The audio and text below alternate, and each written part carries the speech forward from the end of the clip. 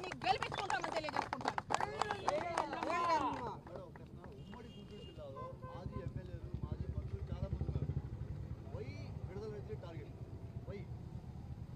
ఆడమనిషి రాజకీయాల్ని ఓర్చుకోలేక అసూయతో ఈర్షతో చేస్తున్నటువంటి టార్గెట్లు ఇవి. అయినా చెప్తా ఉన్నా, అయితే ఆడమనిషిని కావచ్చు, కానీ ఇదే చిలకలూరుపేట నియోజకవర్గంలో ఈ కంచుకోటని బద్దలు కొట్టి 2019లో మా నాయకుడు ఆశీస్సుల వల్ల, మా జనం ఆశీస్సుల వల్ల వైఎస్ఆర్ కాంగ్రెస్ పార్టీ జెండా ఎగరవేశాం.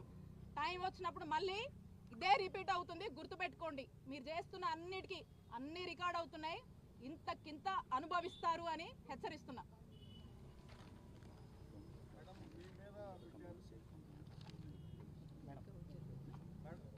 మీ మీద కేసులు పెట్టారు, మీ కుటుంబ సభ్యుల మీద పెట్టారు, ఇప్పుడు మీ అనుచరుల మీద పెడుతున్నారు, తర్వాత కూడా మీకు అవకాశం ఉందని చెప్తున్నారు. ఎట్లా ఎదుర్కొంటారు?